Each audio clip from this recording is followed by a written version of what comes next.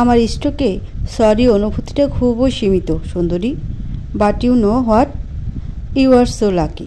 তাই তো এই সীমিত অনুভূতিটা শুধু তোমায় উজাড় করে দিচ্ছি। চোখ দুটো ছোট ছোট করে ওপরের ওষ্ঠ দ্বারা নিচের ওষ্ঠ চেপে ধরে তাকিয়ে রইল আহি। হ্যাবেন মুখ বন্ধ করে খাবার চিবুচ্ছে আর আহির দিকে তাকিয়ে আছে। আহি এবারে লোকমা নিজের মুখে নিয়ে বলল, আপনি এক কাজ করুন, আপনার ইষ্টকে রাখা আমার জন্য কিছু সরি থেকে একটি সরি রিজভি ভাইয়াকে দিয়ে দিন। কথাটি বলে আবারও হ্যাবেনের মুখের সামনে খাবার ধরল, কিন্তু হ্যাবেন বাধা দিল। দৃঢ় চাহানিতে চেয়ে দৃঢ় কণ্ঠে বলল, ভুল ব্যতীত সরি বলার প্রশ্নই ওঠে না। হাত নামিয়ে প্লেটে ঠেস দিয়ে হাত রাখল আহি। বলল, নিজের ভুলটা আপনি বরাবরই বড্ড দেরিতে আর অসময়ে দেখেন, এটা নতুন কিছু নয়। যা জানো না তা নিয়ে কথা বলবে না, যা জানি তাই নিয়েই বলছি। অজানা বিষয় নিয়ে কথা বলা কখনোই পছন্দ করি না। আমার জায়গায় থাকলে তুমি কি করতে? আজ যদি অনাকে তোমারই কোনো কাজিন ব্রাদারের সঙ্গে ঘনিষ্ঠ অবস্থায় দেখতে যা উচিত নয়, তাহলে তুমি কি করতে? চোখ জোড়া বিস্ময়িত হয়ে গেল আহির। অস্ফুট সুরে বলল, কি বলছেন? হ্যাঁ ঠিক তাই। আমি বিশ্বাসই করতে পারছি না আমার বোনের এত অধপতন হবে, আর রিজভির মতো ছেলে আমার বোনকে বিনা অধিকারে এভাবে স্পর্শ করবে।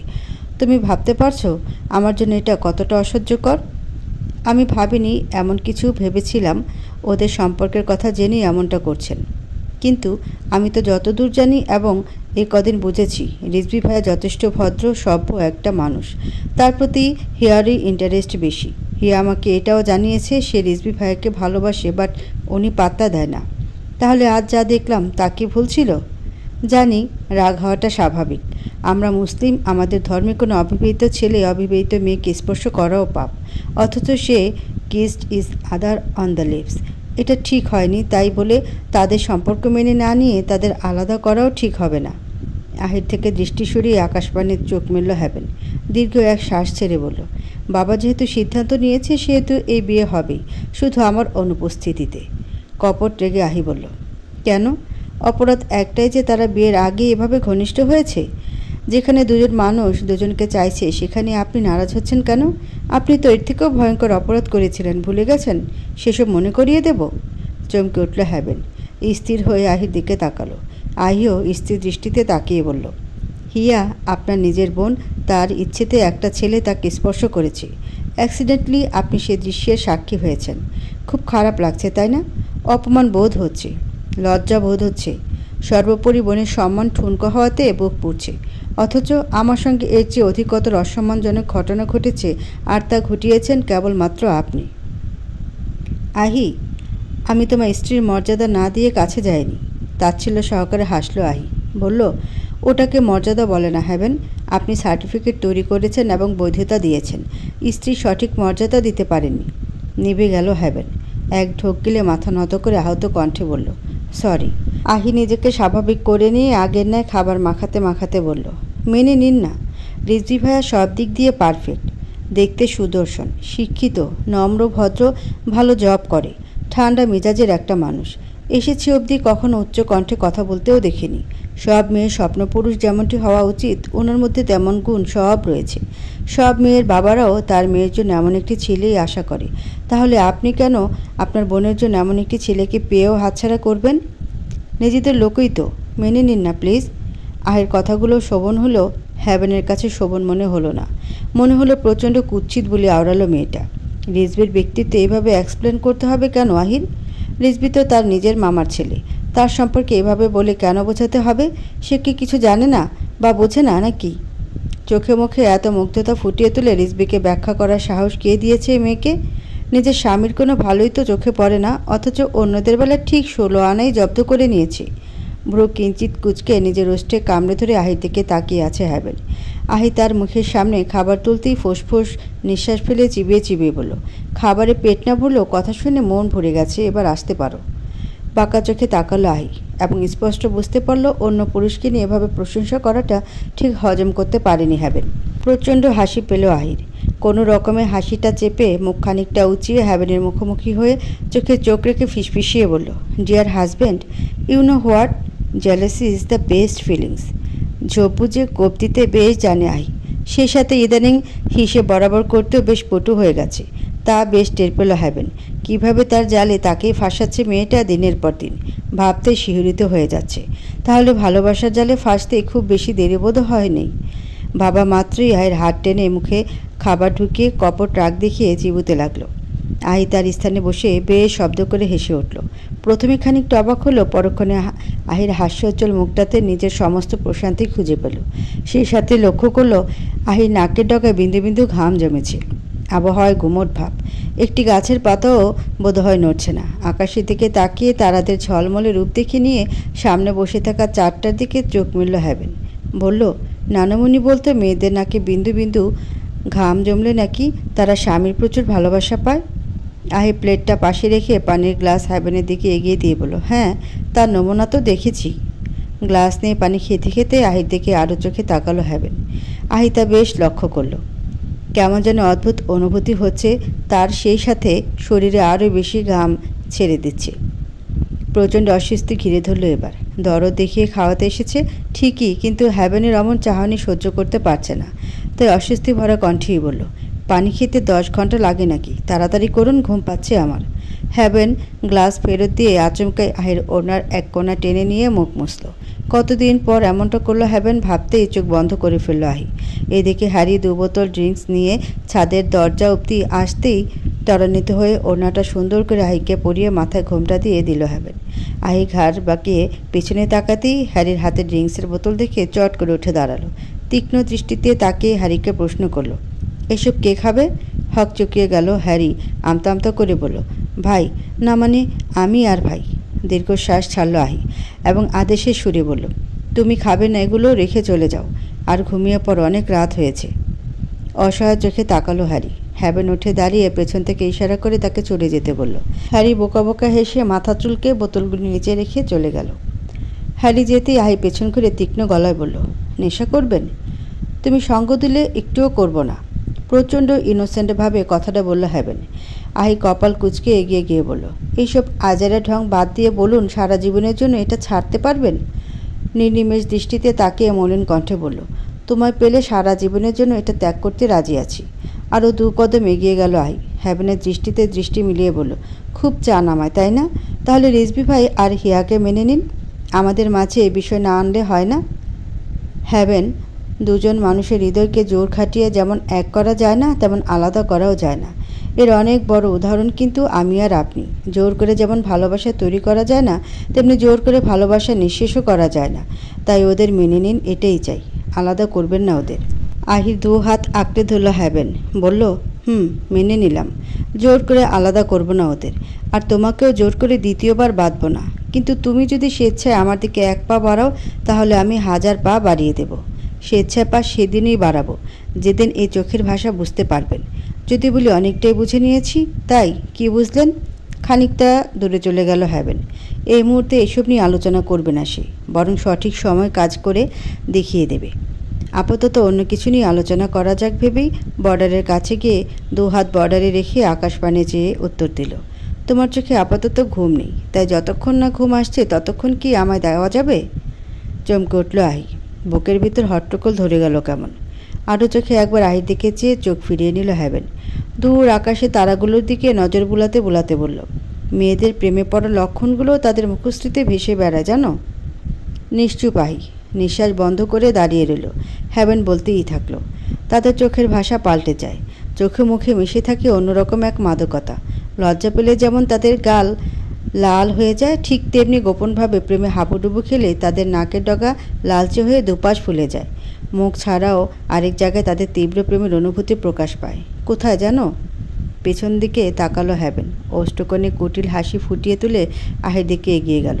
আহির বুকের ভিতর হট্টগোল এবার দ্বিগুণ বেড়ে গেল। কোনো রকমে নিজেকে স্বাভাবিক করার চেষ্টা করলো সে। মেয়েটার চোখ মুখের আতঙ্ক স্পষ্ট দেখতে পেল হ্যাভেন, সেই সাথে প্রচণ্ড মজাও পেল। আতঙ্কটা আরেকটু দৃঢ় করার জন্য চটপট ছাদের লাইটটা নিভিয়ে দিল। মৃদু চিৎকার দিল আহি। বলল, লাইট অফ করছেন কেন? নিচে যাব আমি। সঙ্গে সঙ্গে আহির হাতটা চেপে ধরল হ্যাভেন। জ্যোৎস্নার আলোতে দুজনকে দেখতে একটু অসুবিধা হচ্ছে না। আহির অস্থিরতা যত বাড়ছে, হ্যাভেনের দুর্বৃত্ত বুদ্ধি তত গাঢ় হচ্ছে। বর্ডার ঘেঁষে নিজেও দাঁড়ালো এবং আহিকেও দাঁড় করালো। তারপর আহিকে আগাগোড়া পর্যবেক্ষণ করে বলল, আচ্ছা, আমি যদি চিরন্তন এক সত্যি কথা বলি তোমায়, তুমি কি মাইন্ড করবে? জড়সড় হয়ে দাঁড়িয়ে একবার হ্যাভেনের দিকে তো আবার দূর আকাশে দৃষ্টি নিক্ষেপ করলো আহি। হ্যাভেন আহির পারমিশন চাইল ঠিকই, কিন্তু উত্তরের অপেক্ষা না করে বলে ফেলল, মেয়েদের কপাল থেকে চিবুক পর্যন্ত ছাড়াও আর যেখানে গভীর প্রেমানুভূতি বোঝা যায় সেটি হলো নিঃশ্বাসের তীব্র সঞ্চালনের সাথে বক্ষস্থলে ক্রমাগত উত্থান পতনে। ভাবনা তো আকাশ ছোঁয়া, কিন্তু প্রকাশ কণ্ঠনালীতেই সীমাবদ্ধ। স্বপ্নরা উড়ে বেড়ায় হৃদয় জুড়ে, তবে ধরা দেয়নি প্রাপ্তেরা বক্ষ গহ্বরে। ভালোবাসাময় অনুভূতিগুলো প্রজাতির ন্যায় উড়ে বেড়ায়, আফসোস স্থান পায় না পুষ্পতে। মদ্য পান করে ছাদের একপাশে স্থির হয়ে বসে মনের অনুভূতিগুলো বিড়বিড় করে আউড়িয়ে আউড়িয়ে রাতটা পার করে দিল হ্যাভেন। ভোর 5টার দিকে ঘড়িতে সময় দেখিয়ে নিয়ে মদের বোতলটা পাশে ছুঁড়ে ফেলে উঠে দাঁড়ালো। উদ্দেশ্য শাওয়া নিয়ে হিয়াসহ প্রত্যেককে নিয়ে ঘুরতে বের হওয়া। রিদি এবং আহি একসঙ্গে শুয়েছিল। হিয়া দরজায় কয়েকবার টোকা দিতে রিদি ঘুম কাতরে কণ্ঠে জিজ্ঞেস করলো, এত সকালে কে? আমি হিয়া, দরজা খোলো তাড়াতাড়ি। বোন, 1 ঘন্টা পর আয় প্লিজ। দাদানের 10 মিনিটের মধ্যে সবাইকে রেডি হয়ে বাড়ির সামনে যেতে বলেছে। দরফরে উঠে বসল রিদি। আহির দিকে এক নজর তাকিয়ে ছুটে গিয়ে দরজা খুলে দিল। হিয়া রুমে প্রবেশ করে বলল, শোন, দাদান আমাকে খুব আদর করে মাথায় হাত বুলিয়ে ঘুম ভাঙিয়ে দিয়েছে আর বলেছে আমাদের সকলকে নিয়ে ঘুরতে বের হবে। ভূত দেখার মতো হিয়াকে আগাগোড়া পর্যবেক্ষণ করে রিদি বলল, ভোর সকালে কি ভুলভাল বকছিস? তুই কি ভুলে গেছিস গতকাল কি মাইটটাই খাইছিস? কিছু ভুলিনি, ওটা আমাদের ভাই বোনের ব্যাপার। তুই ফ্রেশ হয়ে নে, আমি ভাবিকে জাগাচ্ছি। রিদি থ মেরে কিছুক্ষণ দাঁড়িয়ে রইল। আজ নাকি তার বিয়ে, অথচ তার পাগল ছাগল খ্যাপাটে ভাই বোনেরা সকাল সকাল ঘুরতে বের হবে, তবুও তাকে নিয়ে ভাবা যায়? তার শ্বশুরবাড়ির লোকজন এসব জানলে নিশ্চয়ই তাকে বেশরম বলে আখ্যা দেবে। আত্মীয় স্বজন রবে কম কি? তাদের মনে কি প্রশ্ন নাড়া দেবে না, বিয়ের কনে বিয়ের দিন সকাল সকাল ভাই বোনদের সঙ্গে ধেই ধেই করে ঘুরতে বেরিয়েছে কেন? হিয়া আহিকে দুবার ডাকতে উঠে বসলো আহি। ঘুম জড়ানো কণ্ঠে প্রশ্ন করলো, কি হয়েছে? কটা বাজে? তাড়াতাড়ি ফ্রেশ হয়ে নাও ভাবি, আমরা সব ভাই বোনেরা মিলে ঘুরতে যাব। জানো, আমরা আগে প্রায়ই এমন করতাম। কখনো খুব ভোরে সব ভাই বোনেরা বেরিয়ে যেতাম, কখনো বা রাত গভীর হলে। প্রচণ্ড খারাপ লাগা অনুভব করলো আহি। মনে পড়ে গেল ছাদে দাঁড়িয়ে হ্যাভেনের সঙ্গে তার কথোপকথনগুলো। হ্যাভেনের বলা সেই শেষ বাক্যটি মনে পড়তে আবারও নিঃশ্বাস বন্ধ হয়ে এলো। ভাগ্যে সেই সময় ছুটে চলে এসেছিল, নয়তো লজ্জায় অস্বস্তিতেই মরে যেত। হিয়ার দিকে কিছুক্ষণ ভাবুক দৃষ্টিতে তাকিয়ে রইল। পরক্ষণে মনে পড়ে গেল হ্যাভেন তো বলেছিল রিজভি আর হিয়াকে মেনে নেবে, তার মানে ভাই বোনদের ঝামেলা ফিনিশড। বাহ, মা বাবা ভাই বোনদের মধ্যে মানবিবান ঝগড়া ঝামেলা কত দ্রুত মিটে যায়, অথচ স্বামী স্ত্রী প্রেমিক প্রেমিকাদের সম্পর্কে দ্রুত সব মিটে যাওয়া তো দূরের কথা, দিনের পর দিন জটিলতা বাড়তে থাকে। কেন এমন হয়? ভালোবাসা থাকে না বিধায়। পৃথিবীর কোনো জটিলতাই পারে না রক্তের সম্পর্কে ভাঙন ধরাতে। একদিন না একদিন কোনো না কোনো এক সময় তারা এক হয়। তাহলে কি রক্তের সম্পর্কবিহীন আর কোনো সম্পর্কেরই কোনো ভিত্তি নেই? তাই যদি হবে, সাবা ম্যাম কেন নির্মল নামক পুরুষটির জন্য আত্মত্যাগ করলো? কি হলো ভাবি? কোথায় হারিয়ে গেলে? তাড়াতাড়ি করো। ভালো লাগছে না হিয়া, আমার একটু ঘুম প্রয়োজন। তোমরা ভাই বোনেরাই যাও, ঘুরে আসো, আমাকে টেনো না। হিয়া, কেউ যদি আজ তোদের সঙ্গে ঘুরতে যাওয়া নিয়ে অনীহা প্রকাশ করে তাহলে তাকে বলে দে, হাত পা চোখ মুখ বেঁধে তাকে নিয়ে যাওয়া হবে। শার্টের হাতা গোটাতে গোটাতে রুমে ঢুকে কথাটি বলল হ্যাভেন। আয়ে চমকে উঠে গায়ে ওনা জড়িয়ে তীক্ষ্ণ দৃষ্টিতে তাকে কিছু বলতে উদ্যত হতেই হ্যাভেন তার দিকে দৃঢ় চোখে চেয়ে বলল, নিশ্চয়ই এখন সিনেমার মতো করে এই ডায়লগটা দেবে, জোর করে আমার দেহ নিতে পারবেন কিন্তু মন নিতে পারবেন না। ব্যঙ্গার্থে বলা কথাটি শুনে চোখ কটমট করে তাকালো আহি। হিয়া হাসতে হাসতে বিছানা গড়াগড়ি খাওয়ার মতো অবস্থা। হ্যাভেন শার্টের কলার উঁচিয়ে ঘড়ি ঠিক করতে করতে আহিকে চোখ মেরে রুম ছেড়ে বেরিয়ে গেল। আহি ফোঁস করতে করতে বলল, তোমার ভাইটা দিনকে দিন আরও বেশি বেহায়া, অসভ্য, অশ্লীল রূপ ধারণ করছে। তাই বুঝি? তা আমার ভাই নতুন করে কি অশ্লীল কাজ করলো শুনি?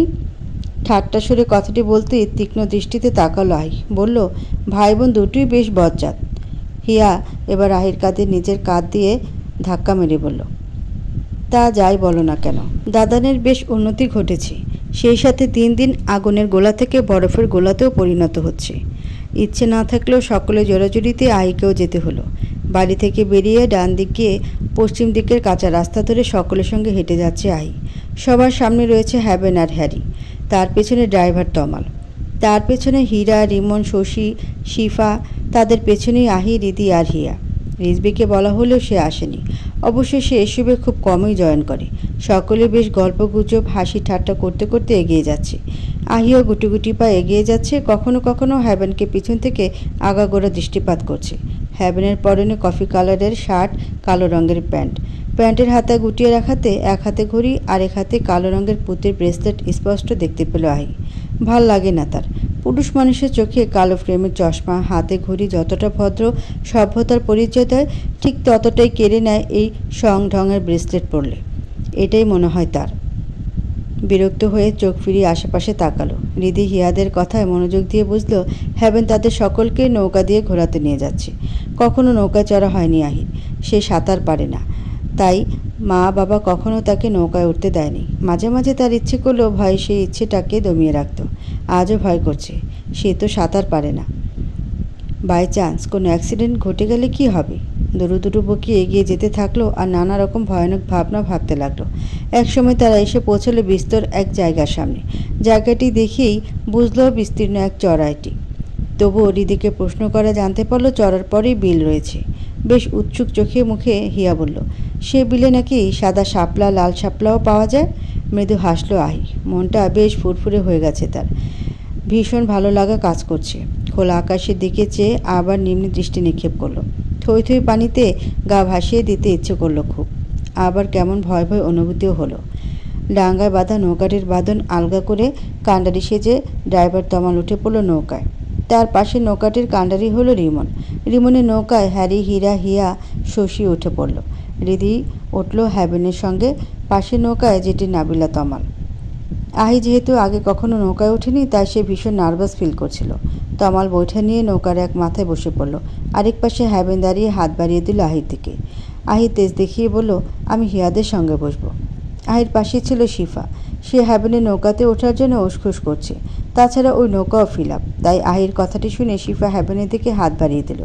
হ্যাভেন আহির দিকে চেয়ে মুচকি হেসে শিফার হাতটি ধরে নৌকায় ওঠালো।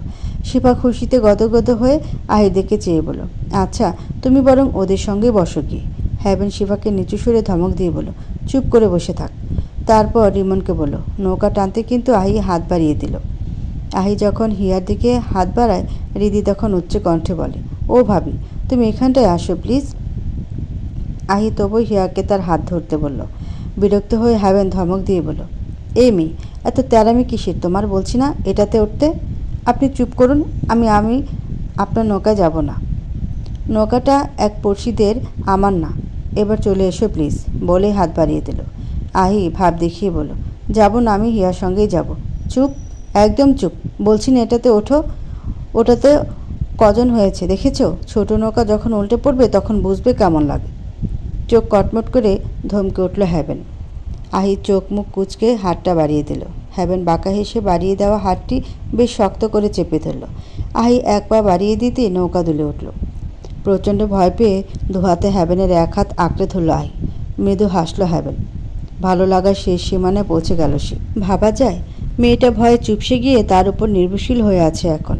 হ্যাভেনের চোখে মুখে হাসি রেখা দেখে আহি হাত ছাড়াতে চেষ্টা করলো। হ্যাভেন হাত ছেড়ে কাঁধে ধরে তাকে সাবধানে বসিয়ে দিয়ে পাশেই বসে পড়ল। তারপরে তমাল এবং রিমনকে নৌকা টান দিতে বলল। পাশাপাশি দুটো নৌকা ধীর গতিতে এগোতে থাকলো থই থই পানির মাঝ বরাবর। গাঢ় গোলাপি রঙের গাউনের সঙ্গে হালকা হলুদ রঙের চুড়িদার সালোয়ার ওড়না পরিহিত আহিকে নির্নিমেষ দৃষ্টিতে তাকিয়ে তাকিয়ে দেখছে হ্যাভেন। সকলেই হই হুল্লোড় নিয়ে ব্যস্ত।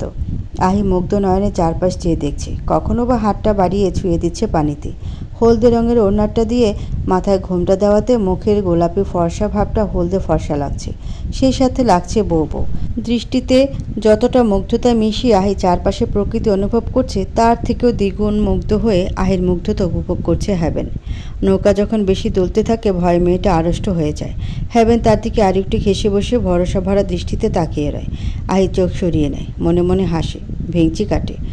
আবার ভাবে আকাশ যেমন রংধনু 7 রঙে রঙিন হয়, মানুষেরও রয়েছে অসংখ্য রং। তারাও তাদের সেই অসংখ্য রং দিয়ে ক্ষণে ক্ষণে অসংখ্যভাবে চারপাশ রাঙিয়ে দেয়। বিলের কাছাকাছি আসতেই হঠাৎ শিফা চিল্লিয়ে বলে, এই তোরা কেউ গান টান গেয়ে শোনা।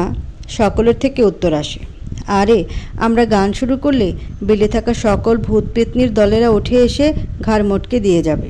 কথাটি শুনে হৈ হৈ করে হেসে উঠল সকলে। শিফা বেশ ভাবসাব নিয়ে বলে, ধুর, তোরা না বেশ আনরোমান্টিক। এমন মোমেন্টে গানটার না হলে চলে নাকি? আমি গাইছি, দাঁড়া। শিফার কথা শুনে সবাই অট্টহাসিতে ফেটে পড়ল। তাদের হাসির তাণ্ডবে নৌকা বেশ ঘটা করেই দুলে উঠল। সঙ্গে সঙ্গে ভয়ে আহি খামচে তুলল হ্যাভেনের বাহু। সুযোগ পেয়ে হ্যাভেন আরেকটু ঘেসে বসে আহির কাঁধ জড়িয়ে ধরল। আহি চমকে উঠে নিচু সুরে বলল, কি করছেন কি? সবাই দেখছে। সবাইকে চোখ বুজে থাকতে আদেশ দেব? এই না, একটু সরে বসুন, শুধু হাতটা ধরে থাকুন, খুব ভয় লাগছে। মুচকি হেসে সরে বসল হ্যাভেন। শিফা ওদের কাণ্ড দেখে জ্বলে পড়ে খাক হয়ে গলায় ক্রোধ মিশিয়ে একটা ইংলিশ গান ধরল। পাশের নৌকার সবাই হুহা করে হেসে উঠল। রিদি দু আঙ্গুলে কান চেপে ধরল। হ্যাভেন আহির দিকে তাকিয়ে বলল, আহা, কি অমায়িক ভয়েস! বিরক্ত হলো আহি। একে তো ষাঁড়ের মতো গানের গলা, তার উপর নুন ছাড়া প্রশংসা, স্নিগ্ধ অনুভূতি, চারপাশের মনোরম সৌন্দর্য, সেই সাথে শিফাকে গান কাকে বলে? কণ্ঠস্বর কেমন হওয়া উচিত? পাশাপাশি তখনকার হ্যাভেনের কথার উপযুক্ত জবাব বোঝানোর জন্য বহুদিন পর নিজের ভিতর জমিয়ে রাখা সুপ্ত প্রতিভা, সুপ্ত অনুভূতির প্রকাশ ঘটালো। আচমকাই আহির কণ্ঠে গান শুনে সবাই নির্বাক শ্রোতা হয়ে বসে রইল। হ্যাভেন তো ভূত দেখার মতো চেয়ে রইল। নৌকা চলছে তার আপন গতিতে। আহির একটি হাত হ্যাভেনের মুঠোবন্দি, আর হ্যাভেনের দৃষ্টিচোর আহিতে নিবদ্ধ। আমার হাত বান্ধিবি, পা বান্ধিবি, মন বান্ধিবি কেমনি? আমার চোখ বান্ধিবি, মুখ বান্ধিবি, পরাণ বান্ধিবি কেমনি? গান শেষে একদম হইচই বেঁধে গেল। সকলে বাহাবা দিতে শুরু করলো আহিকে। শুধু নিশ্চুপ রইল শিফা আর হ্যাভেন। বিলের ধারে অসংখ্য শাপলার মাঝে নৌকা দুটো থামতেই সকলে শাপলা ওঠাতে ব্যস্ত হয়ে পড়ল। আহিও শাপলার দিকে নজর ফেলে হাত বাড়াতে উদ্যত হলো। তৎক্ষণাৎ তার কানের কাছে নিজের ওষ্ঠজোড়া ছুঁয়ে দৃঢ় কণ্ঠে হ্যাভেন বলল, তোমার হাত বাঁধবো হাত দিয়ে, পা বাঁধবো পা দিয়ে, আর মন বাঁধবো মন দিয়ে। তোমার চোখ বাঁধবো চোখ দিয়ে, মুখ বাঁধবো ঠোঁট দিয়ে, পরাণ বাঁধবো পরাণ দিয়ে। তোমার পুরোটাই বাঁধবোই আমাকে দিয়ে। উত্তর পেয়েছ সুন্দরী? সকালের ঘোরাঘুরি শেষে বাড়ি ফেরার পর আহির সঙ্গে আর কথা হয়নি হ্যাভেনের। বিয়ের অনুষ্ঠান চলাকালীন দু একবার দেখা হয়েছে, তবে কোনো বাক্য বিনিময় হয়নি। সন্ধ্যার পর কনে বিদায়ের ক্ষণে দূর থেকে সকলের পাশাপাশি আহিকে অশ্রুপাত করতে দেখল হ্যাভেন। এই বাড়ির সকলকে খুব তাড়াতাড়ি আপন করে নিয়েছে আহি। নিজেকে যতই কঠোর প্রমাণ করার জন্য উঠে পড়ে লাগুক না কেন, মেয়েটার মন ভীষণ নরম। সকলে ভীষণ কান্নাকাটি করছে। রিদির মা জ্ঞান হারিয়েছে, তাই সকলে তাকে ধরাধরি করে ভিতরে নিয়ে গেছে। একে একে সকলেই ভিতরে যাচ্ছে। হ্যাভেন আহিকেও ব্যস্ত ভঙ্গিতে ভিতরে যেতে দেখল। ছোট্ট একটি নিঃশ্বাস ছেড়ে সেও হ্যারিকে কল করে ছাদের উদ্দেশ্যে পা বাড়ালো। রাত 8টা। বাড়ির মুরব্বীরা বসে গল্পগুজব করছে। যাদের খাওয়া প্রয়োজন তারা খেয়ে নিচ্ছে। আত্মীয় স্বজনরা যে রুম ফাঁকা পেয়েছে সেই রুমে শুয়ে বসে রেস্ট করছে। শাড়ি পাল্টানোর জন্য কোনো রুম ফাঁকা না পেয়ে নিরাশ হয়ে নানমণির রুমে গেল আহি। সেখানেও একই অবস্থা। রুবিনা, রত্না আরও কজন মহিলা মিলে আজকে কোন রুমে শুবে তা নিয়ে আলোচনা করছে। দীর্ঘশ্বাস ছেড়ে নানমণির রুমের সামনে থেকেও সরে গেল সে। আর বুঝল আজ রাতে শোয়া নিয়ে বেশ ঝামেলা পোহাতে হবে। না জানি কতজনকে গাদাগাদি করে ঘুমাতে হবে।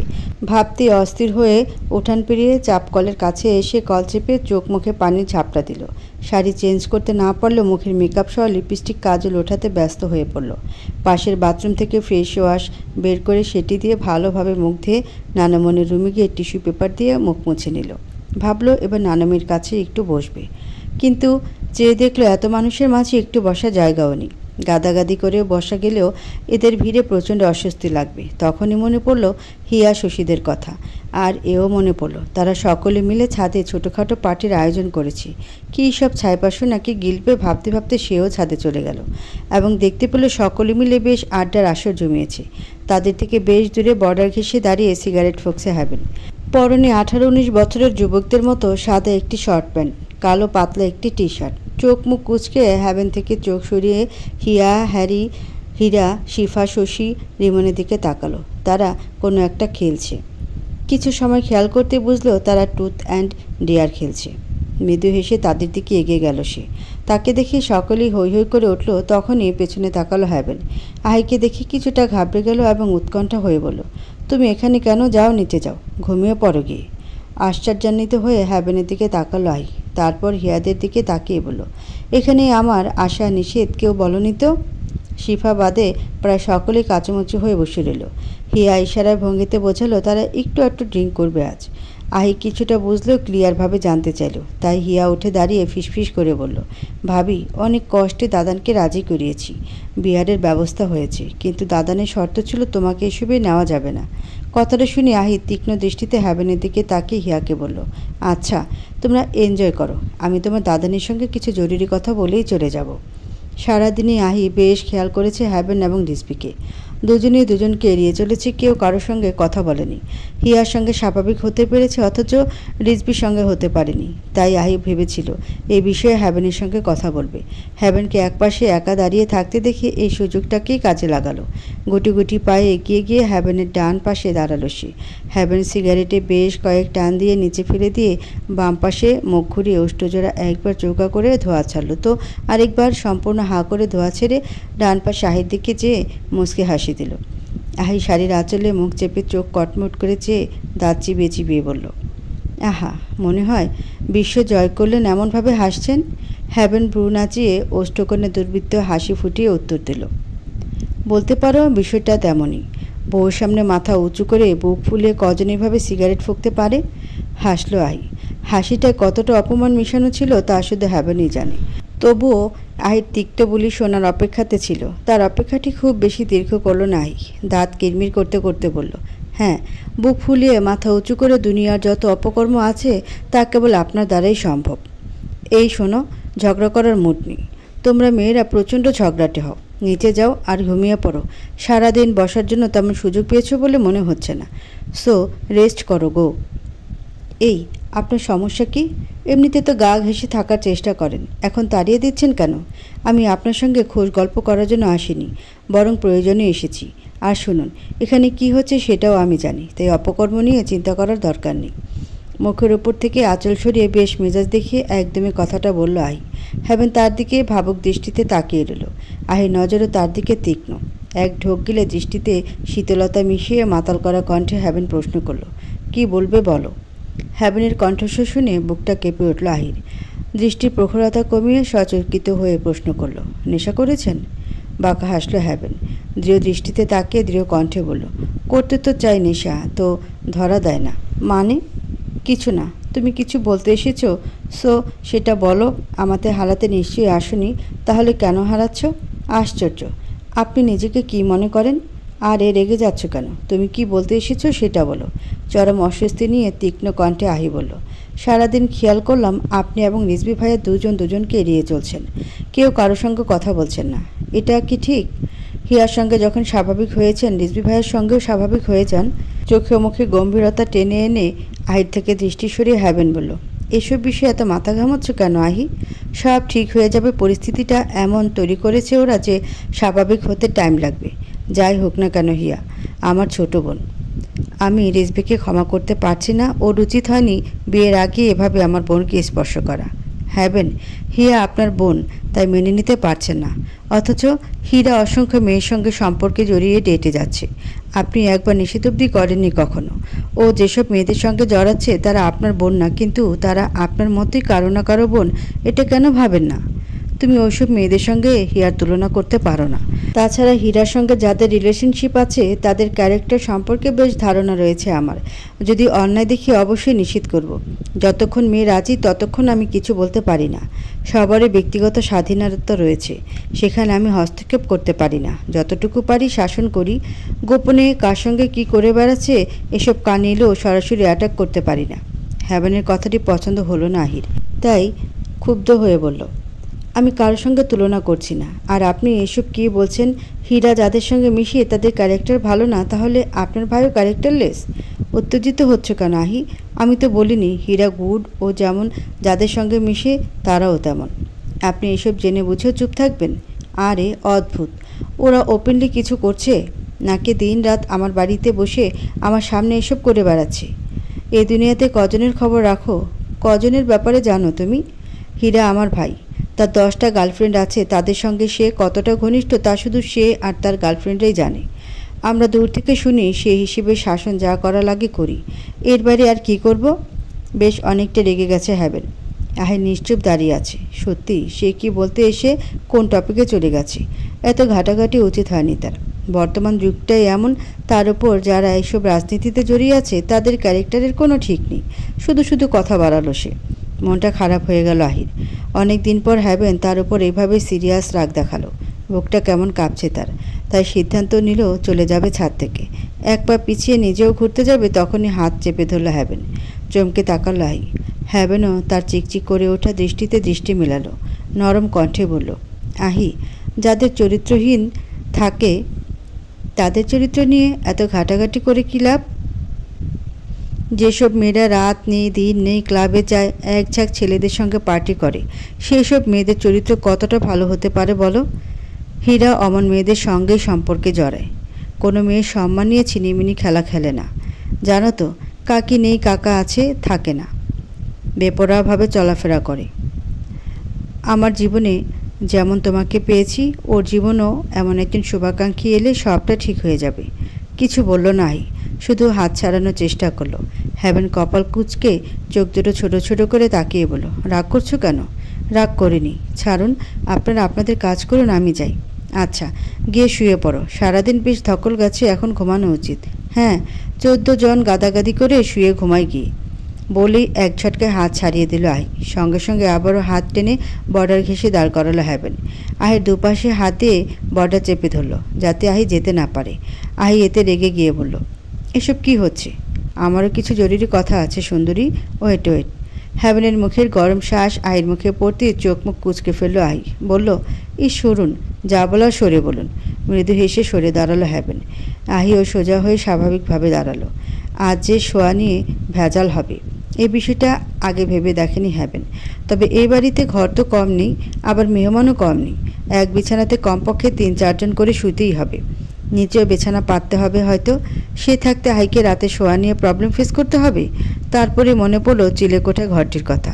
নিচে সবাই যেভাবে খুশি থাকুক, সে আর আহি না হয় আজ রাতটা ছাদে দাঁড়িয়ে খোলা আকাশ, প্রকৃতির নির্মল বাতাস উপভোগ করবে। প্রকৃতির সকল স্নিগ্ধতা ফুরিয়ে যখন দু চোখে ক্লান্তি নামবে, তখন না হয় চিলেকোঠার ছোট্ট ঘরটিতে একজোড়া চড়ুই পাখির মতো স্থান দখল করে নেবে। খানিকটা বিচলিত হয়ে পকেট থেকে ফোন বের করে হ্যারিকে মেসেজ করলো হ্যাভেন। মেসেজটা ছিল এমন, ব্রাদার, সকলকে নিয়ে নিজের কোনো ঘরে বা প্যান্ডেলের ভিতরে চলে যা।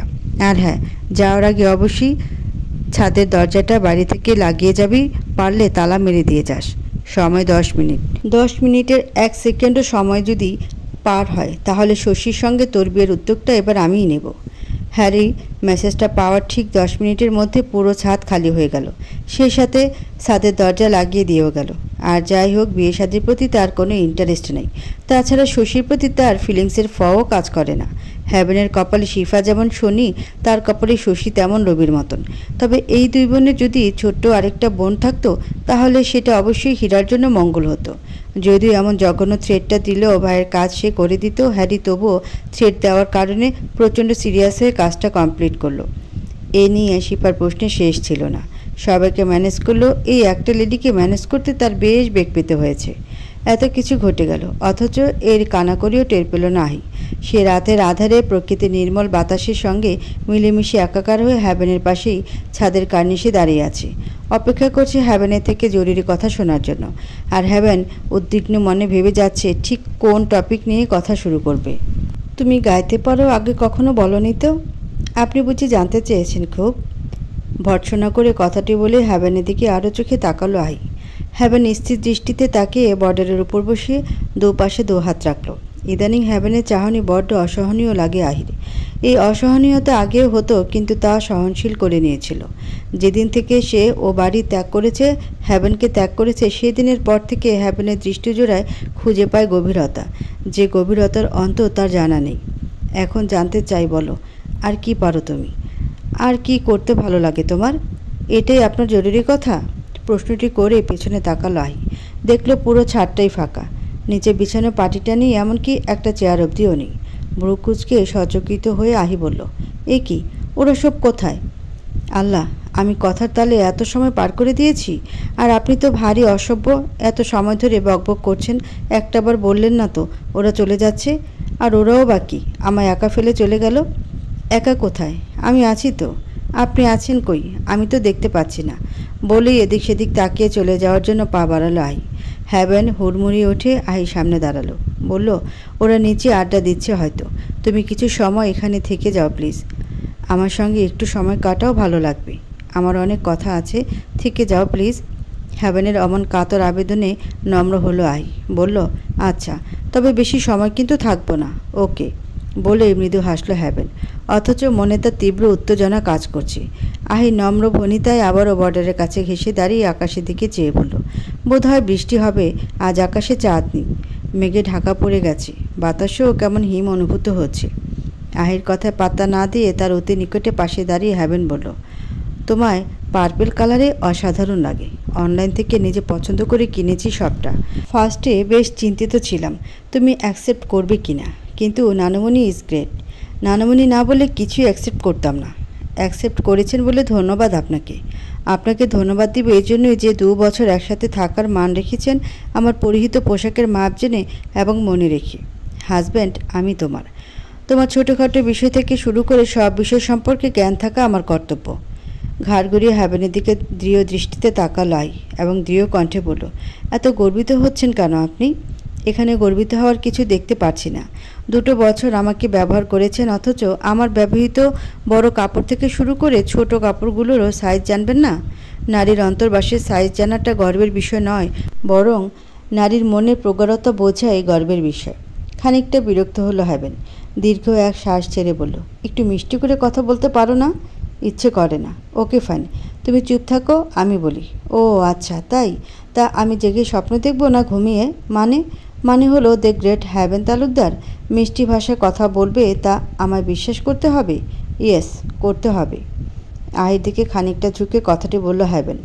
আহি পিছিয়ে গেল, হ্যাভেনও সরে গিয়ে বর্ডারে 2 হাত ঠেকিয়ে আকাশের দিকে তাকিয়ে প্রশ্ন করল, হ্যাভেন নামের অর্থটা সবাই জানে, তুমিও জানো, কিন্তু আহি নামের অর্থটা তুমি কি জানো সুন্দরী? কৌতূহল উদ্দীপক হয়ে হ্যাভেনের পাশে দাঁড়ালো আহি। উদ্বিগ্ন হয়ে প্রশ্ন করল, আহি নামের অর্থ আপনি জানেন? জানি। হ্যাভেন অর্থ স্বর্গ, আকাশ, আর আহি অর্থ আকাশ এবং পৃথিবীর সংযোগ। বিস্ময়িত হয়ে তাকিয়ে রইল আহি। হ্যাভেন মাথা দুলিয়ে হাসল, বলল, সারপ্রাইজড হলে? আমাদের দুজনের নামের মধ্যেই একটা ইউনিক ব্যাপার রয়েছে, সেই সাথে রয়েছে আমাদের মধ্যকার গভীর সংযোগ। তোমার আমার মিলন উপর থেকেই ধার্য করা সুন্দরী। বাজে কথা এসব। বাচ্চাদের মতো তেলামি করবে না। ইটস ট্রু, বিলিভ না হলে ইউটিউব ঘেটে দেখতে পারো, প্রয়োজন নেই। ওকে ফাইন, এবার একটি প্রশ্ন করব, উত্তরটি বহু বাক্যে শুনতে চাই। বহু বাক্যে? হ্যাঁ করব। ধরো তুমি আমাকে ভালোবাসো, আমি তোমায় প্রশ্ন করলাম, তুমি আমায় কেমন ভালোবাসো? মানুষ বলে ভালোবাসাকে নাকি পরিমাণ নির্ধারণ করে ব্যাখ্যা করা যায় না। ভালোবাসার পরিমাণ বিপরীত মানুষটাকে কখনো বলে কয়ে বোঝানো সম্ভব হয় না। তবে আমি বলবো, এই পৃথিবীতে সবই সম্ভব। এই পৃথিবীতে অচেনা অজানা একজন মানুষকে ভালোবেসে হাজারো প্রতিশ্রুতি দিয়ে সারাটা জীবন একসঙ্গে কাটিয়ে দেওয়া যেমন সম্ভব, তেমনি অসংখ্য প্রতিশ্রুতি দিয়ে তা ভঙ্গ করে হৃদয়কে ক্ষতবিক্ষত করে ফেলে চলে যাওয়াও সম্ভব। আবার প্রতিশ্রুতিবিহীন আমৃত্য একে অপরের পাশে থাকাও সম্ভব। এত সম্ভবের মাঝে সামান্য ভালোবাসার পরিমাপ বোঝানো কেন সম্ভব নয় সুন্দরী? হ্যাভেনের বলা প্রতিটি শব্দে, প্রতিটি বাক্যে স্তব্ধ হয়ে গেল আহি। প্রহত হলো তার হৃদয়। আচ্ছন্ন দৃষ্টিতে অপলক চেয়ে রইল কয়েক সেকেন্ড। হ্যাভেনও তার দৃষ্টিতে নিজের দৃষ্টি স্থির রাখল। একজোড়া হৃদয়ে বয়ে গেল চঞ্চলতা। তাদের হৃদয়ে বয়ে চলা তাণ্ডব যেন ধীরে ধীরে আশ্রে পড়তে চাইছে প্রকৃতিতে। তারই পূর্বাভাস পেল দুজন মেঘের গর্জনে। হৃদয় কাঁপলেও আকাশে মেঘের গর্জনে শরীর কেঁপে উঠল আহির। হ্যাভেন আকাশে দিকে চেয়ে আহির পাশে ঘেঁষে দাঁড়ালো। আহির হাতটা শক্ত করে চেপে ধরে বলল, ভয় নেই, আমি আছি তো। আতকে ওঠে নিজের অপর হাতটা বুকে চেপে ধরল আহি। বলল, আপনি এমন করবেন না প্লিজ, হাত ছাড়ুন, আমি নিচে যাব। আগে প্রশ্নের উত্তর চাই। জানি না আমি, তা বললে চলবে না। তুমি আমায় কেমন ভালোবাসো উত্তর চাই। উত্তর একটাই, ভালোবাসি না। চুপ। ভালোবাসো তা ধরে নিয়ে উত্তর দিতে বলেছি। হ্যাঁ, ধরে নিয়ে উত্তর দিলাম। আমি সত্যি জানি না। প্রশ্নেত্রীর পাল্টা প্রশ্ন আপনাকে করা হলে উত্তর কী হতো? হাসল হ্যাভেন। প্রকৃতির দমকা হাওয়ায় তার কপালের এলোমেলো ছড়িয়ে ছিটিয়ে থাকা চুলগুলো হালকা নড়ছে। আহির শাড়ির আঁচলটাও বাতাসের বেগে উড়ে যেতে চাইছে। গা শিরশিরে বাতাসকে সূক্ষ্মভাবে অনুভব করল হ্যাভেন। সেই সাথে আহিকে একদম নিজের সম্মুখে দাঁড় করিয়ে উত্তর দিল, আমাকে যদি তুমি ভালোবাসার ব্যাখ্যা দিতে বলো, তবে আমি বলবো ভালোবাসি। আমাকে যদি তুমি ভালোবাসার ব্যাখ্যা দিতে বলো তবে আমি বলবো তোমায় ভালোবাসি। আমাকে যদি তুমি ভালোবাসার ব্যাখ্যা দিতে বলো তবে আমি বলবো ভালোবাসি। চরম বিরক্ত হলো আহি। এক ঝটকায় হাত ছাড়ানোর চেষ্টা করে বৃথা হলো। তাই হাত মোচড়াতে মোচড়াতে বলল, ছাড়ুন বলছি, মাতাল একটা। আপনি কোনো দিন শোধরাবেন না? আচমকে এক আঙ্গুলে আহির ওষ্ঠজোড়া চেপে ধরল হ্যাভেন। মাতাল করা চাহানিতে চেয়ে মাতাল করা কণ্ঠে বলল, মদহীন মাতাল আমি সুন্দরী, যা নিজে স্বীকার করি। তা তুমি বললে কখনই রাখবো না। এবার সিরিয়াস উত্তরটি শুনে যাও বউ। আমি তোমায় একগুচ্ছ গোলাপের ভালোবাসা দেব না। সেখানে তুমি মুগ্ধতা পাবে, পাবে হৃদয় নিংড়ানো অনুভূতি, পাবে না শুভ্রতা, পাবে না স্নিগ্ধ অনুভূতিতে নির্মল ভালোবাসাকে। আমি তোমায় একগুচ্ছ কদম ফুলের ভালোবাসা দিতে চাই না, কারণ সেখানে তুমি শুভ্রতাকে অনুভব করতে পারবে, পাবে কিছুটা স্নিগ্ধতা, কিন্তু মুগ্ধতা তোমায় ঘিরে রাখতে পারবে না। মুগ্ধতার ছোঁয়া পেতে ভালোবাসার লাল গোলাপকে তোমায় মনে পড়বে, ইচ্ছে করবে শত কাটার আঘাত পেয়ে হলেও মুগ্ধতায় ডুবে থাকতে। আমি তোমায় সমুদ্র সমান ভালোবাসতে চাই না। কারণ কি জানো? সমুদ্রের শেষ সীমানায় পৌঁছানো সম্ভব, অসম্ভব পরিমাণ ভালোবাসায় সম্ভব জিনিসটা যে বড়ই তুচ্ছ। এই তুচ্ছ মান ভালোবাসা কি আমি তোমায় দিতে পারি? আমি তোমায় আকাশ সমান ভালোবাসি এবং আকাশ সমান ভালোবাসা দিতে চাই। এর কারণ কি জানো? বিশাল ওই আকাশের শেষ ঠিকানা আমার জানা নেই। ভালোবাসা জানাহীন ওই আকাশটার মতো নেই, যেখানে তুমি খুঁজে পাবে রংধনু 7 রঙকে, যেখানে তুমি খুঁজে পাবে শুভ্রতা, স্নিগ্ধতা, মুগ্ধতাকে। ওই আকাশটা তোমায় রোদের প্রয়োজনে উত্তাপে পুড়িয়ে দেবে, ওই আকাশটা তোমায় বৃষ্টির প্রয়োজনে ভাসিয়ে দেবে। ওই আকাশটা তোমায় যেমন সূর্যোদয়ের সাক্ষী করবে, তেমনি সূর্যাস্তের সাক্ষ্যও দেবে। রাতের পিতঘুটে অন্ধকারে বিষাদীয় প্রকৃতিতে একটুখানি আলোর ঝাপটা পায় ওই আকাশ চন্দ্রিমাকে ঠাঁই দেয় বলে। কখনো ভেবে দেখেছ, রাতের পর দিনকে যদি আমরা না পেতাম, সৃষ্টিকর্তা নিয়মানুসারে ওই আকাশে সূর্য স্থান না পেত, কেমন হতো আমাদের জীবনের ধারাগুলো?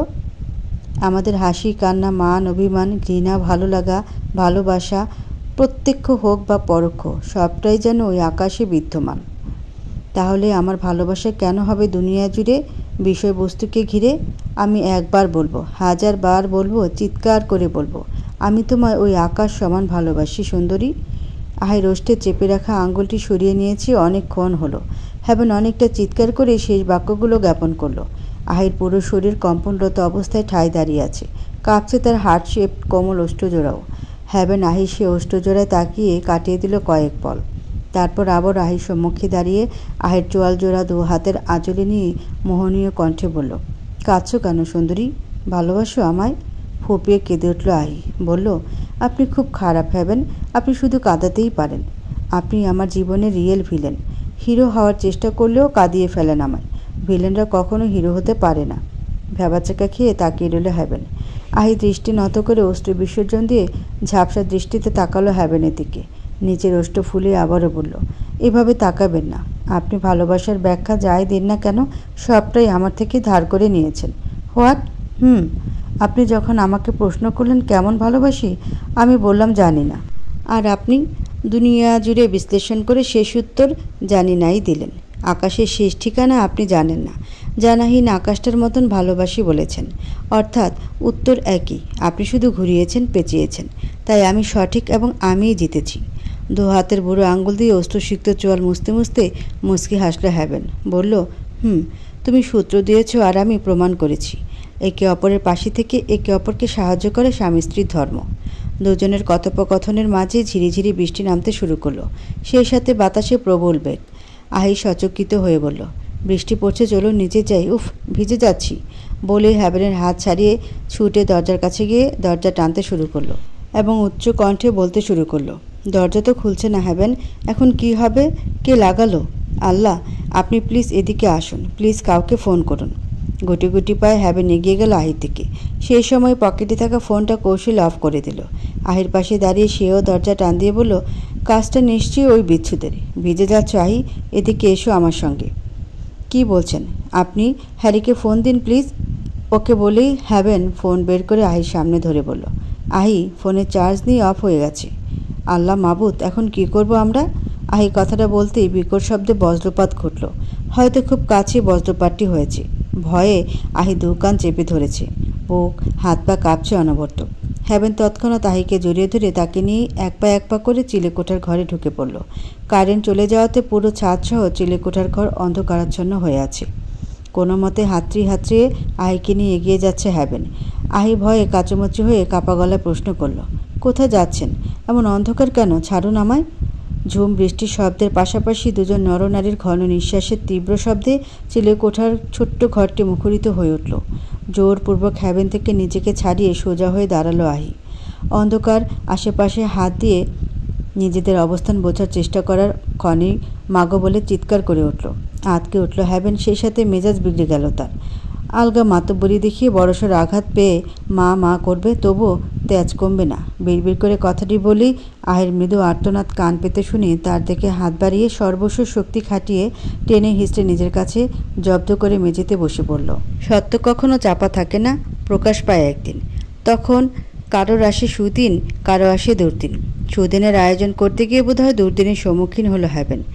চিলেকোঠার ঘরটাতে দরজা বরাবর ঢোকার পর ডান পাশে একটি সিঙ্গেল বিছানা, তার পাশে রয়েছে একটি কাঠের চেয়ার, বাম পাশে রয়েছে কিছু ভাঙা আসবাবপত্র। ভাঙা আসবাবপত্রগুলোর একটিতেই আচমকা আঘাত পায় আহি। ভেবেছিল এক, আর হয়ে গেল আরেক। আর যাই হোক, আহিকে আঘাত করে নিজের কাছে আটকে রাখার পরিকল্পনা তার ছিল না। তাই যখন আহির ফোঁস নিঃশ্বাসের শব্দের সঙ্গে ক্রন্দন ধ্বনিও কানে বাজল, তখন আর চুপ থাকতে পারল না। এক হাতে আহিকে জড়িয়ে ধরে অপর হাতে পকেট থেকে ফোন বের করে অন করল। চিলেকোঠার ঘরের ছাদটি টিনের বিধায় অন্ধকারাচ্ছন্ন ঘরে বৃষ্টির ঝুমঝুম শব্দে গা ছমছম এক ভাব সৃষ্টি হয়েছে। তীব্র বাতাসে দরজাটাও কড়কড় শব্দ করছে। বৃষ্টির পানিগুলো ছিটকে এসে ভিজিয়েও দিচ্ছে দুজনকে। ফোন অন হতে আহিকে ছেড়ে দরজাটা বন্ধ করে ছিটকিনি লাগিয়ে দিল হ্যাভেন। তখনই ফুঁসে উঠল আহি, ভাঙা আওয়াজে বলল, আপনার ফোনে চার্জ নেই, অফ হয়ে গেছে। তাহলে এখন চার্জ কোথায় পেলেন? অনেবা হলো কি করে? হ্যাভেন শান্ত ভনিতায় আহির পাশে বসে ফ্ল্যাশ অন করে জিজ্ঞেস করলো, কোথায় ব্যথা লেগেছে দেখি? কোথাও লাগেনি, মিথ্যাবাদী, চিটিংবাজ কোথাকার, দূরে থাকুন। ওকে বাট, কোথায় ব্যথা পেয়েছো সেটা না দেখিয়ে এক চুল পরিমাণও নড়ব না। মনে হয় এখনই ব্যথা ভালো করে দেবেন, এমন ঢং করছেন। মন্থর চোখে তাকালো হ্যাভেন, বলল, প্রয়োজনে তাই করব। কথাটি বলে আহিকে আরেকটু কাছে টেনে নিল। বাতাসের তীব্রতায় পুরো শরীর যখন উষ্ণতাহীন হয়ে এসেছে, তখনই একে অপরের থেকে কিছুটা উষ্ণতা পেয়ে কেমন যেন নিবৃত্ত হয়ে গেল। দুজনের মাঝে যখন এক চুল পরিমাণ ফাঁকাও নেই, বৃষ্টির ক্রুদ্ধতায় কান যখন ফেটে পড়ার উপক্রম, তখনই হ্যাভেন কানের কাছে উত্তপ্ত নিঃশ্বাস ছেড়ে প্রশ্ন করল, ব্যথাটা কোথায় পেয়েছ আহি, বলো। না, কোনো উচ্চ বাক্য না, কোনো বিরোধিতামূলক শব্দ। অনুগ্রহভাবে ব্যথাটা কোথায় পেয়েছ বলে হাত দিয়ে দেখিয়ে দিল। খোপা করে রাখা চুলগুলো এলোমেলো হয়ে কখন খুলে পড়েছিল খেয়ালও নেই আহির। পিঠে ব্যথা পাওয়াতে হ্যাভেন আহিকে পেছন ঘুরিয়ে বসিয়ে চুলগুলো এক সাইড করে দেখল লম্বাটে একটি ফাঁকা গেছে, কিছুটা রক্ত বের হচ্ছে। ভ্রু কুচকে নিচের ওষ্ঠে কামড়ে ধরে ফ্ল্যাশটা আসবাবপত্রের দিকে তাক করলো এবং দেখতে পেল ভাঙা একটি ড্রেসিং টেবিলের কাজ চৌকাভাবে রয়েছে। ধারণা করে নিল আঘাতটা ওখানেই লেগেছে। মেজাজটাই বিগড়ে গেল তার। এভাবে কেউ ভাঙাচোরা জিনিস রাখে? আল্লাহ না করুক। পিঠের পরিবর্তে চোখ হলে কি হতো? ব্যাকুলতার ঘরে থেকে কেটে যাওয়া অংশে আলতো আঙুল ছোঁয়ালো হ্যাভেন। আহি ইস বলেই চোখ মুখ খিচে রইল। সঙ্গে সঙ্গে হাত সরিয়ে নিল হ্যাভেন। ব্লাডটুকু মুছে দিচ্ছি, অল্প ফাঁক গেছে, ঠিক হয়ে যাবে বলেই আঙ্গুল দিয়ে চেপে ধরে ব্লাডটুকু মুছে দিল।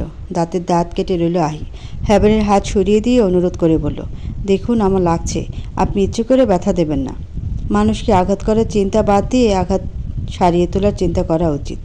কিছু বলল না হ্যাভেন। নির্লিপ্ত ভঙ্গিতে কাটা স্থানে গভীরভাবে ওষ্ঠাধর দিয়ে স্পর্শ করল। পুরো শরীর জুড়ে সজোরে আন্দোলন তৈরি হয়ে গেল আহির। এক হাতে শাড়ি খামচে ধরে অপর হাতে হ্যাভেনের চুল খামচে সরিয়ে দিল। হ্যাভেনও খানিকটা দূরে সরে গেল, কিন্তু ফ্ল্যাশ আহির দিকেই ধরে রইল। নিঃশ্বাসে অস্থিরতা স্পষ্টতর হয়ে উঠেছে আহির। হ্যাভেন শীতল দৃষ্টিতে চেয়ে মোহপ্রাপ্ত কণ্ঠে বলল, বৃষ্টি হচ্ছে, আজ নিচে বেশ গাদাগাদি করে ঘুমাতে হতো, তাই ভাবলাম এই ঘরটা যেহেতু খালি আছে, কষ্ট না করে এখানেই শোয়া যাবে, ঘুমেও ডিস্টার্ব হবে না। আহি নিশ্চুপ, একটি বাক্য উচ্চারণ করল না সে। হ্যাভেন তার মনোভাব বোঝার চেষ্টা করে ব্যর্থ হলো। শেষে নিরুপায় হয়ে বলল, আমি হ্যারিকে ফোন করছি। থাক, এখন সাধু সাজতে হবে না, আর না কাউকে বিরক্ত করতে হবে, একটা রাতারিত ব্যাপার, কাটিয়ে দেব। বলেই সোজা হয়ে বসে দুহাতে হাঁটু জড়িয়ে হাঁটুর উপর মাথা ঠেকিয়ে চুপচাপ বসে রইল। হ্যাভেনও চুপচাপ ফোনটা দেয়ালে ঠেস দিয়ে মেঝেতে রেখে এক পা লম্বা করে বিছিয়ে আরেক পা ভাঁজ করে হাঁটুতে এক হাত রেখে আহির দিকে পলকহীন দৃষ্টিতে চেয়ে রইল। বৃষ্টিস্নাত রাতে অন্ধকারাচ্ছন্ন বদ্ধ করে হিমযুক্ত পরিবেশে দুজন নরনারী বসে রয়েছে। তাদের মাঝে দূরত্ব কেবল দুহাত পরিমাণ। স্মার্টফোনের স্বল্প আলোতে পুরুষ ব্যক্তিটি নারী ব্যক্তিটিকে দৃষ্টিপাত করছে যত্ন সহকারে। বুকের ভিতর বৃষ্টির সহস্র শব্দগুলো যেন তুমুল ঝড়ের সৃষ্টি করছে। ঠান্ডায় হাত পা ঠান্ডা হয়ে আসছে। একটু খেয়াল করতে বুঝলো আহিরও ঠান্ডা লাগছে। শাড়ির আঁচল গায়ে বেশ ভালো মতন জড়িয়ে বসে আছে এখন। কিছু সময় পর পর আরও চোখে তাকেও দেখছে। উপরে গিয়ে শুয়ে পড়ো, বিছানাটা ঠিকঠাকই আছে, প্রবলেম নেই। কথাটি বলে হ্যাভেন উঠে দাঁড়িয়ে ফোনটি বিছানার দিকে ধরে আহিকে দেখালো। আহি কিছু না বলে চুপচাপ উঠে গিয়ে শুয়ে পড়ল। জড়সড় হয়ে শুয়ে মৃদু কণ্ঠে বলল, পাশে শুয়ে পড়ুন, অনেক রাত হয়েছে, ঘুমানো উচিত এবার। আকাশের চারটি হাতে পাওয়ার মতো অনুভূতি হলো হ্যাভেনের। বিনা বাক্যে গায়ে গা ঘেঁষে সেও শুয়ে পড়ল। বেশ অনেকটা সময় হ্যাভেনের মন উসখুস করলেও আহিকে স্পর্শ করতে পারেনি। একটা সময় আহি গভীর ঘুমে আচ্ছন্ন হয়ে গুটিসুটি হয়ে তার বউকে মুখ গুজে ভারী শ্বাস ছাড়তে শুরু করলো। মুচকে এসে গভীরভাবে বুকে জড়িয়ে একে অপরের উষ্ণতায় গভীর ঘুমে আচ্ছন্ন হয়ে রইল দুজনেই। রোজকার মতো যেন আজকের সকালটি নয়। এলোমেলো শাড়িতে হ্যাভেনের বুকে মুখ গুজে ঘুমাচ্ছিল আহি। ঘুম ভাঙতে এসব কাণ্ড দেখিয়ে তবদা খেল সে। এক মন বলল হ্যাভেনের শান্তির ঘুম নষ্ট করে দিতে, আরেক মন বলল না, থাক, বেচারা একটু ঘুমাক। পরক্ষণে কী ভেবে যেন দুহাত হ্যাভেনের মুখটা নিজের গলা থেকে সরানোর চেষ্টা করলো। বিনিময়ে হ্যাভেন ঘুমের তালে মাথা তুলে আহির ওষ্ঠজোড়ায় নিজের ওষ্ঠজোড়া মিলিয়ে দিল। বহুদিনের তৃষ্ণার্ত কাক যেন এক ফোঁটা পানির নাগাল পেল, এমনভাবে তৃষ্ণা মেটালো হ্যাভেন। এখন কথা হচ্ছে, কাজটা ঘুমের তালে করলো নাকি সজাগ থেকে ইচ্ছে করে ঘুমের ভান করে করলো? শুধুমাত্র চুমু খাওয়ার জন্য এমন নিখুঁত অভিনয়? হ্যাভেন তালুকদার, তুমি যে বড় শেয়ানা। মনে মনে কথাগুলো ভেবেই বুক বরাবর ধাক্কা মেরে সরিয়ে দিয়ে ধাতুপাত করে উঠে বিছানা ছাড়ল আহি। দুপুর 12টা। সকালের পর আর হ্যাভেনের মুখোমুখি হয়নি আহি।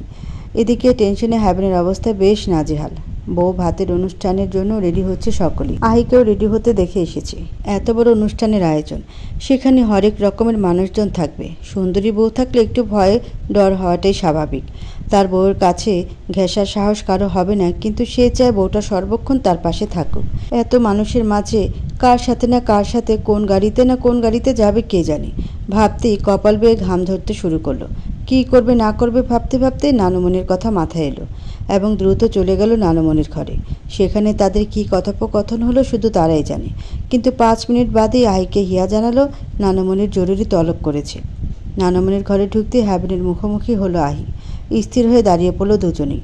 একে অপরের দিকে আচ্ছন্ন দৃষ্টিতে তাকিয়ে রইল কয়েক পল। সর্বপ্রথম সম্বিত ফিরে পেল আহি। চোখ পিটপিট করে আগাগোড়া হ্যাভেনকে দেখল। সাদা কোটের ভিতর কালো শার্ট, সাদা প্যান্ট, কালো জুতা, পুরো লুকটাই চেঞ্জ। গায়ের চামড়া সাদা মানে সুদর্শন কে বলে? এই তো তার সামনে পৃথিবীর সর্বোচ্চ সুদর্শন পুরুষটি দাঁড়িয়ে আছে। কৃষ্ণবর্ণ এই পুরুষটিই তার গৌরবর্ণের সঙ্গে একমাত্র মানানসই। তার গৌরবর্ণের সর্বাঙ্গে মিশে রয়েছে কৃষ্ণবর্ণের এই সুদর্শন পুরুষটি। গতকাল সকালে যার লুক দেখে সভ্যতার কাতারে ফেলতে মন চাচ্ছিল না, আজ তাকে পুরোদমে সভ্য ভদ্রর কাতারে ফেলা যাচ্ছে। আহা, চোখ যেন জুড়িয়ে যাচ্ছে। কে বলবে 28-এর ঘরে পা ফেলা এই পুরুষটির আচরণ বেশ কিছু মাস আগেও 16-17 বছর বয়সী কিশোরদের মতন ছিল। তবে তা শুধু নিজ বউয়ের বেলায়। নানা রকম ভাবনা চিন্তা থেকে বেরিয়ে মনে মনে বলল, মাশাল্লাহ এমপি সাহেব, মাশাল্লাহ। প্রকাশ্যে মুখশ্রীতে নমনীয়তা বজায় রেখে বলল, সরুন, নানুমণির কাছে যাব। খুশি হলো হ্যাভেন। গাঢ় সবুজ রঙের জর্জেট শাড়ি পরেছে আহি।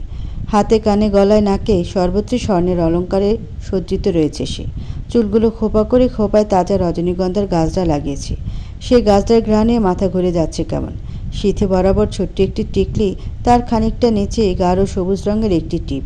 হার্ট শেপ লাল টকটকে ওষ্ঠকোণে খানিকটা ফুটে উঠেছে। তা দেখে শরীর জুড়ে বয়ে গেল শীতল স্রোত। অস্ফুট সুরে হ্যাভেন বলে ফেলল, আই লাইক ইট সুন্দরী। সে সময়ে ফোন বেজে উঠল তার। ফোন বের করতেই ভ্রুজোড়া কুঁচকে গেল। আহির দিকে এক পলক চেয়ে মাথা দুলিয়ে বলল, উফ সুন্দরী, আপনার প্রাণপ্রিয় ম্যাম, আমাদের জাতির ক্রাশের দেবর ফোন করেছে, কথা বলে আসি। বলেই চোখ মেরে রুম ছেড়ে বেরিয়ে গেল। আহি রুদ্ধশ্বাস ছেড়ে দরজার দিকে ক্ষণকাল তাকিয়ে রইল। নাথবউ, তোর মুখটা দেখলে পরাণ আমার জুড়ায়ে যায়।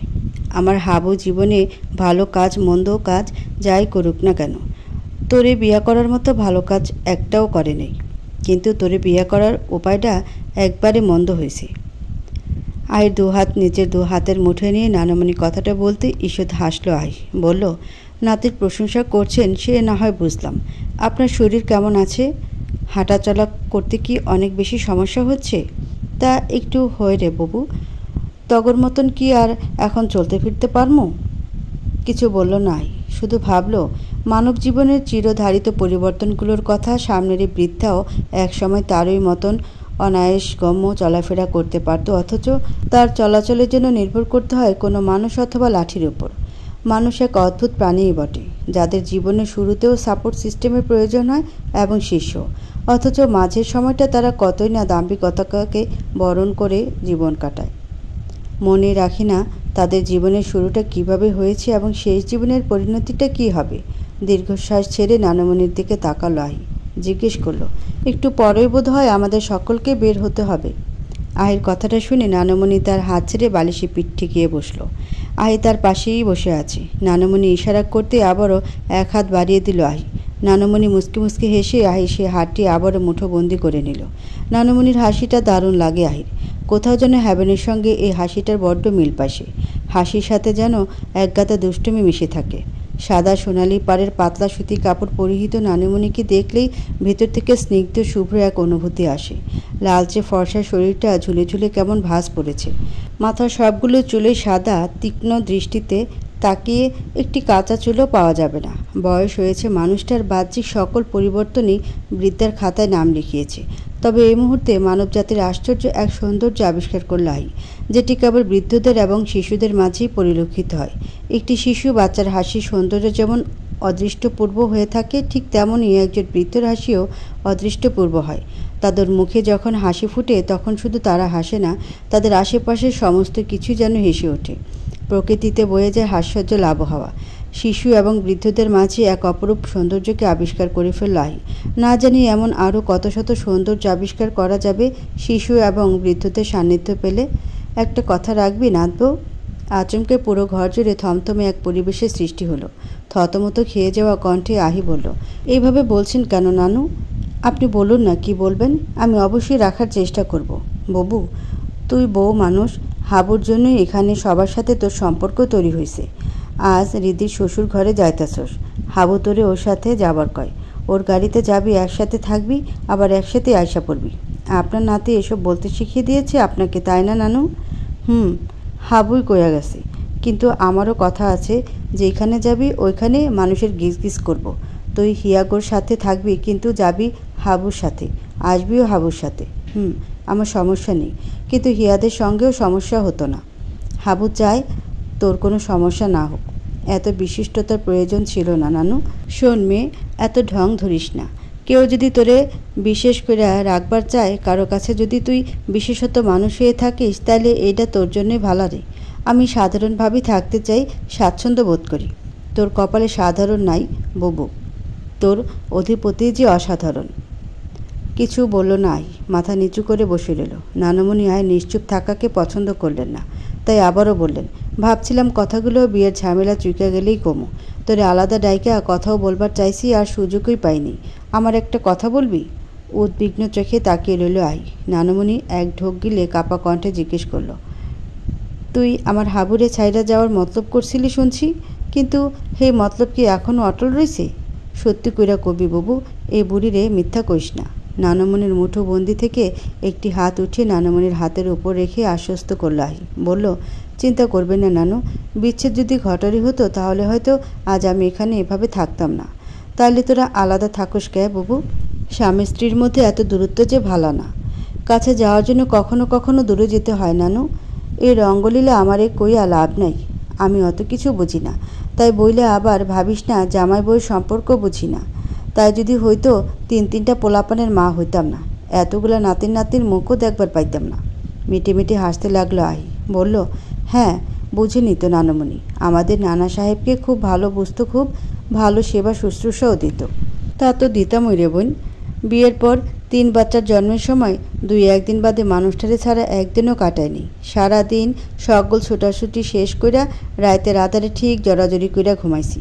পুরান দিনের মানুষ আমরা, তখন থেকে রং ঢং বেশিই করছি। খিলখিল করে হাসতে লাগলো আহি। নানুমণিও হাসলো। হাসির পাল্লা শেষে আহি প্রশ্ন করলো, খুব মনে পড়ে নানাকে, তাই না?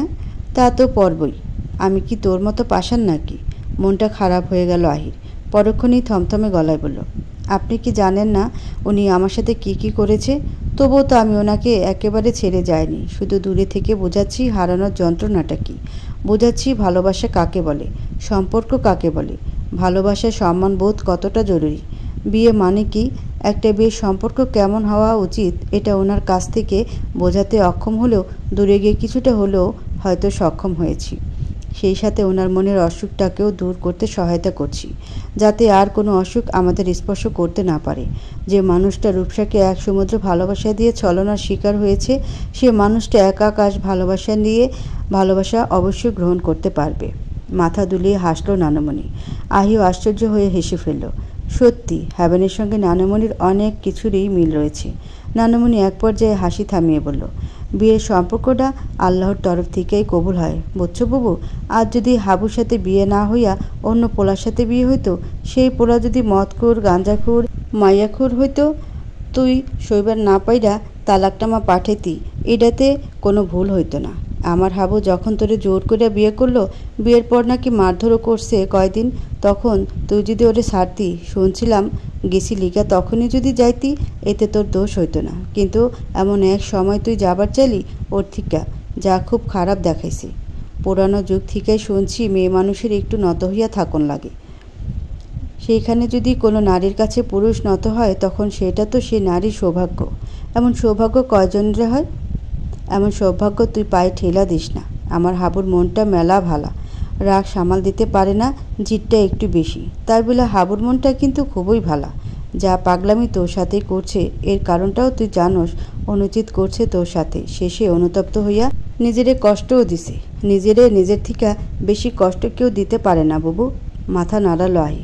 নানুমণি আরও বলল, বিয়ের মেলা ফজিলত আছে, কিন্তু তালাকের কোনো ফজিলত নাই। আমাদের ধর্মে বিয়ের জন্য নারী পুরুষকে উৎসাহিত করা হয়েছে, কিন্তু কোনোভাবেই তালাককে বিন্দুমাত্র উৎসাহিত করা হয়নি। তালাকের বিধান জানোস? মাথা নাড়িয়ে না জানালো আহি। সে তালাকের বিধান জানে না।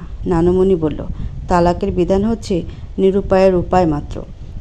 যদি একটি মাত্র উপায়ও থাকে সম্পর্কে অসমাপ্তি না ঘটানোর, তবে তালাক দেওয়া যাবে না। ইসলামের সবচেয়ে ঘৃণিত কাজ হলো তালাক। জীবনে যে পরিস্থিতি আসুক না কেন, কোনোদিন তালাকের চিন্তা করবি না। তোর চিন্তা একটাই, সংসার, স্বামী, সন্তান। সন্তানের কথা বলতেই আহির মুখশ্রীতে মেঘ এসে ভর করল। নানুমণি বলল, সুন্দর একটা ভবিষ্যৎ দেখতেছি তগর আমি। মন খারাপ করিস না। দুঃখ কেন আসে জানোস? সুখের বার্তা নিয়েই দুঃখ আসে। মাথা নিচু করে রইল আহি। নানুমণি কী যেন ভেবে বলল, আরেকটা গুরুত্বপূর্ণ কথা তোরে বলা হয়নি। এই কথাটা তুই না, সব নারী পুরুষেরই জানা দরকার। হাবুরে আমি অনেক বুঝাইছি, আজ তোরেও বলি। কাল তুইও অন্য কাউরে এই দামি কথাগুলো বলতে পারবি। চোখ তুলে তাকালো আহি। সত্যি, দাদা দাদি, নানা নানি আমাদের জন্য খুবই গুরুত্বপূর্ণ এবং মূল্যবান সম্পদ। অন্যদের 10 কথা তাদের 1 কথার সমান।